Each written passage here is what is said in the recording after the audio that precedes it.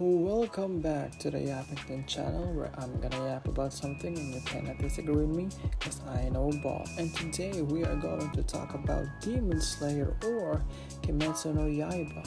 So what prompted me to doing this ranking was, while I was taking a bath earlier, I remembered how I hated the last movie and I was like, what can I rank within the Kimetsu no Yaiba series? Then I ended up with the Hashiras because they are one of the easiest categorizable, I don't know if that's a word, characters in the series, apart maybe from the demon rankings. But anyways, let us begin. So, disclaimer, this will be a spoiler-filled discussion, so if you haven't watched the anime or the movies, you might want to avoid this video or maybe not, up to you. But this is your warning. So my basis for the ranking will be the characters' traits and their personality, their combat capabilities, their character design, and their effect on the plot. What I'm not going to do is make their backstory affect their ranking, because in my opinion, these characters are all tragic anyways. They're all equally tragic, right? So if I make their backstory a thing that can affect their ranking, that would be unfair, because I cannot just say that, oh, you're more traumatized than this character and maybe you're a better character than him or her. That would be unfair and it would be stupid, so I'm not gonna do that. So let us begin. To kick it off, let us start with Rengoku, the Flame Pillar. And I'm gonna put him in the GOAT, because he's the GOAT. No, but in all seriousness, this guy is the GOAT. Literally the Hashira that is complete. What's not to like about this guy? So let us start off with his character design. So his character design can be a toss-up depending on who is viewing him, but in my opinion it works. But I feel like people can nitpick it or people might not like it because he looks a bit weird, right? Like, look at his hair. His hair is like a wig that's made out of flames or confetti, and all of his family members literally has the same hairstyle as him. And that can be weird to some people, and some people might find him annoying because he can be loud, like he is a loud character. But all of those characteristics, in my opinion, make him interesting because he's one of the most earnest and honest characters among the Hashiras. Like, he's loud, he's full of conviction, he's all willpower and heart, and he's very, very kind-hearted. He is literally one of the likable ones in the Hashiras, that to the point that he affects those people around him, especially Tanjiro, right? And it also helps that they have both like the flame style of fighting. He's just a good dude. Like, he's very likable and he's very funny too, and also he's very interesting in the sense that he's a straightforward character. I actually appreciate straightforward characters because in my opinion they are hard to make them interesting because they are straightforward. They can be generic, but Rengoku is on the contrary, because him being straightforward is one of his best characteristics, because he is honest. He doesn't show any other motives besides what he's trying to portray. Now, let's get to his combat skills. What can I say more about his combat skills? This guy stood toe-to-toe with Akaza without the mark and almost won. I'm gonna be honest with you, Tanjiro and the team during that time they're helping, but they're more liability when it came to like the 1v1 fight between Akaza, because during that time they were raw, they were ripe in terms of like skills, so they almost became a liability, and that became more impressive on Rengoku's side, because if you think about it, this dude was protecting a whole ass train while protecting Tanjiro and his team while 1v1ing Akaza. He almost succeeded, without the mark nonetheless. Like this dude was standing toe to toe with the upper demon tree and almost won while doing all the other supporting role. If not for Akaza's regeneration ability, that dude would have been toast. And this dude has holes in him and was still fighting while smiling, dude. This dude is all heart, this dude has all charisma, and this dude is all fighting. And that is why he will be the GOAT. Next up on the list, okay, I might get flack for this. I'm probably gonna get hate for this, but let's go with Kiryu. I'll put this guy in B, and he's lucky to be in B because I like this dude. But if not, this dude would be in C. So I'm gonna explain why this guy is in B. Dude, this guy, I'm telling you, is on fraud watch, man. This guy is a borderline fraud. His best showing was a battle between I forgot the name, but the one with the string, the one he one-shotted. That was his best showing. The moment that this dude fought an upper demon by the GOAT himself, Akaza, right? This dude would have been folded without Tanjiro, man. If this dude 1v1 Akaza, this dude would have been folded 24/7. That's how, like, he's one of the weakest Hashiras, man. And I'm sorry to say that, but this dude is one of the weakest Hashiras. Him and Tanjiro almost got folded by Akaza thrice, man. Thrice, I think. And Akaza's headless corpse almost killed him. How the hell does that happen? And mind you, he had the mark that time. He had the mark and he collapsed, bro. So this dude is on fraud watch. I'm telling you, in my opinion, the author only allowed this dude to live in the end. It's because he probably has a lot of fans. It's probably because a lot of people like him. And it's probably the only reason why this dude is alive. This guy is insane with luck and plot. How the hell is this dude alive in the end, man? I don't know how that happened, right? So let's talk about his design is okay, I guess. It's a typical anime design, you know. Only thing that's different in terms of like design is, of course, his robe, because he's called half and half, because he's half, you know, the stripes and half the plain. Apart from that, you know, it's a standard anime here. Also has a simple katana.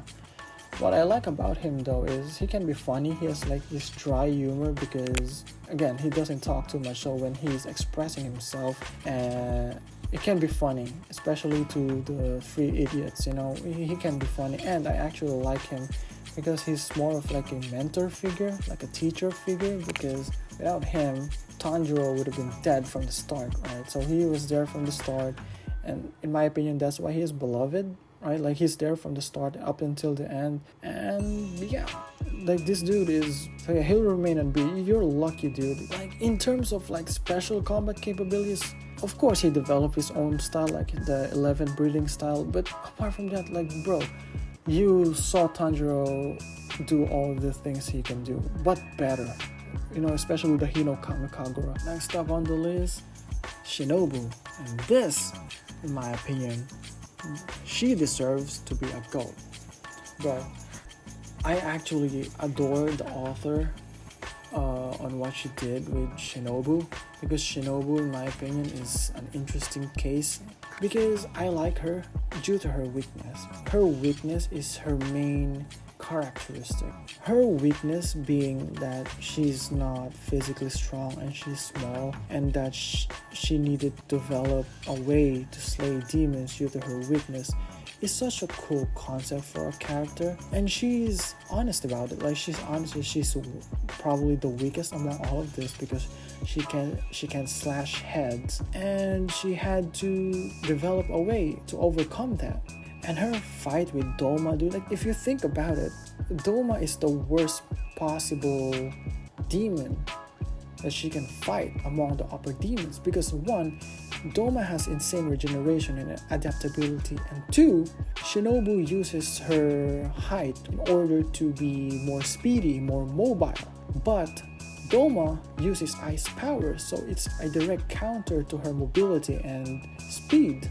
So Doma is literally the worst demon that she can fight. But for the story to progress, because, you know, Doma killed her sister, she's the one who needs to fight him. And she almost clocked Doma in their first, the first segment of their fight, because Doma was still trying to adapt to the poison. And unfortunately, he kept adapting and adapting to the point that the poison started to fail. And of course, she committed suicide. Her being one of the weakest and then fighting the second strongest demon among the upper demons is so respectable. I really like that for her character. That's why she's the GOAT. She's literally stand on her ground type of character, and I like that so much. That's why she's gonna be the GOAT, man. And in terms of fighting style, like I said, she uses poison. Her sword is one of the unique ones because it works as a sting. It doesn't work like a sword, it works as a sting because she's the insect pillar. It's like a revolver. She has like this mechanic that she needs to swap poisons depending on how strong the enemy is, and I like that. It's so creative for her character. And her combat, like in terms of combat, like she's the only one who uses piercing instead of slashing. It's just so cool, right? And in terms of character design, what I adore most about her in terms of character design is her voice. I feel like everyone could agree with that. Her voice actress did a stellar job because she portrayed Shinobu in like a cold but with a heart type of character. Because if you look into her eyes, she doesn't have like, she has a flat pupil. She looks soulless in terms of her eyes, but her voice is so soothing. She's so kind to Tanjiro and the others. It's such a good contrast, and I feel like her voice or her voice actress did a great job on portraying that side. But yeah, she will be a GOAT. Next up on the list is Mitsuri Kanroji herself. I'm gonna put her in A. She could be in C depending on the people, because I feel like, again, she's one of the characters that people might find annoying, but I didn't get annoyed by her. I feel like she filled the hot girl, big boobs stereotype, but at least she has some layers. That's why I'm gonna put her in A. She's interesting in some layers of her, but then again, she can be a generic type of character for others. So Mitsuru Kanroji is interesting due to her contrasting design, right? So Kanroji is supposed to be the gymnast of the Hashiras, right? Like her weapon shows that, because her weapons requires the most dexterity. It's probably alongside with the stone pillar that requires the most dexterity in terms of like fighting, because her weapon is like the gymnast ribbon. In that sense, her fighting style is more of a gymnast-like. She's more flexible type. But the contrast with that is her physicality or anatomy, right? It was explained in the anime that her muscles are very dense, I think. So she has some super strength. And that's such a contrasting thing because, her fighting style requires flexibility, but at the same time, her body is hard as rocks.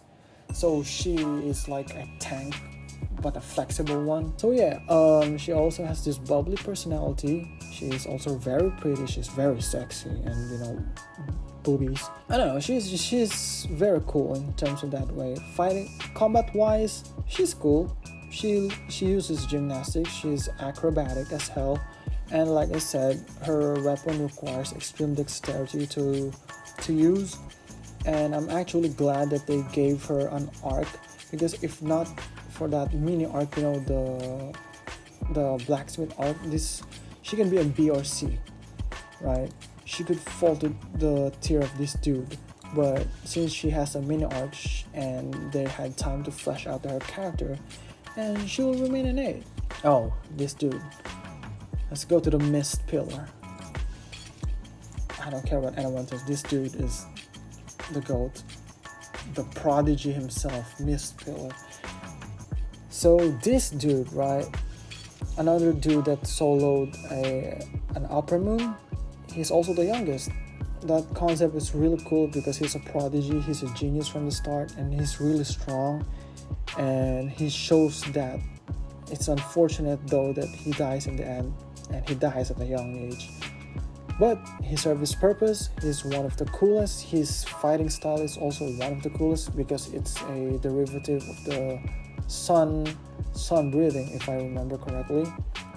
And he uses Like he reminds me of Smoke from Mortal Kombat, but instead of smoke he uses mist, he uses illusions. He's like the trickster of the Hashiras. He's like the magician. He disappears. He uses what do you call this, confusion to kill his enemies. And it also helps that he has high intellect. He has great battle IQ. He's just a great character design too. Like he's an airhead, which is very cool, and the sooner he realized it, the more stronger he got. Now, let's go to Iguro, Snake Pillar. I don't care. Okay, look, let's start with his design. His design, one of the coolest among here. He looks like a ninja, and his mouth is open due to his backstory. It's unfortunate though that he's very underutilized. That is why I compared her to Mitsuri, because at least Mitsuri had some sort of mini arc. This dude's arc almost started in the end. If I remember correctly, they gave him a bit of screen time in the training arc in the anime, which didn't happen in the manga. But yeah, unfortunately, he's very underutilized, and his weapon looks cool too. It's based on the crest, the sword crest from the Southeast Asia. Could have been cool, but apart from that, very underutilized. He wasn't fleshed out by any means. Apart from he likes Kanroji, I guess that's his main characterization in the show. Apart from being mysterious, his combat style isn't interesting, because what the hell is a snake style breathing? What the hell was that? I think he developed it, but I don't know, it's corny in comparison to the other breathing styles. It's like the most stale one. It's not even flashy by any means. It's just it's a standard martial arts. He was underutilized in terms of plot. He barely affects the plot in terms of progression, and yeah, unfortunate. Let's see. Now let's get to the Wind Pillar. This dude could have been an ass, but I'm gonna put him in A. So let's start with his characteristics and personality. This dude is a dick. That's why he's an A. This dude is a straight up dick. Like, I know that he loves his brother, but come on, bro. He's been a dick from the start. But I get that. It's because of his trauma, right? But yeah, this dude is loud. This dude is always angry. He's like the Bakugo, I guess. He's like the angry stereotype among all of these people. And for my opinion, that became annoying. Some people might like it. In my opinion, I get annoying. Although, in terms of combat, he's one of the most capable ones. And it's actually one of the Hashers that live in the end, right? Him, Tengen, and Giyu are the only Hashers that live in the end. But yeah, in terms of combat, he's actually one of the coolest ones. Because he uses wind breathing. Like, who doesn't like wind shit? He's one of the most brutal ones. His attacks is full of rage, which is very, very cool, very effective in slaying, and is actually one of the best support in terms of like battling the first upper demon. He's just very capable in terms of combat. And in terms of design, he'll be an A. He'll be an A. Oh, Tengen Uzui. I don't care. I'm putting him in here. So, okay, this dude looks cool. He has two designs in the show. Both looks cool as hell. His swords are one of the coolest ones in here. Like the dual blades with the chain in the middle. And he uses it as a flail. Very, very cool. His breathing style can be a toss-up. In my opinion, it's cool because it has practical uses. Like the way he used it to count the attacks of the scythe dude. Very cool. Like, it has practical effects, but it can be corny to some, I guess, because again, what the fuck is the sound breathing? Like, how does that even happen? And they showcase it in the show, and I guess it makes sense. That's why it's, in my opinion, it's cool. They showcase something that doesn't make sense and make it make sense. And he's also shinobi. He uses bombs. Like, he's just a very cool character. And we're not even talking about that he slimed an upper demon too. He's the same as Rengoku in that sense that since he is the senior during that red light district arc. He's trying to protect, Tanjiro and the team as a senior while battling out a very strong enemy, and he succeeded without an arm too, and he is actually considered one of the weakest ones due to his breathing style, which doesn't make sense. But yeah, like design wise, very cool. Fighting style wise, very cool. Also has 3 wives, a Chad, literally one of the most handsome ones in here, probably the most handsome one, because again, he's a womanizer, but he shows that he loves those women. He treats them right. Very good personality too, and he's alive. So, GOAT. Next up, the blind monk himself, the stone pillar, Gyomei. So Gyomei is an A. This dude could have been in the GOAT status because he's said to be the strongest among them. But that, in my opinion, was his downfall in terms of characteristics or design. It's unfortunate because he's also very underutilized. What we know about him is he is the strongest and he has a tragic backstory. He cries a lot and his weapons are very cool. Again, one of the weapons that has insane dexterity to use, and he's also blind, so he's like tough. But apart from that, very underutilized. He only pops out in like the final arc. He doesn't do anything very much in like the previous arcs.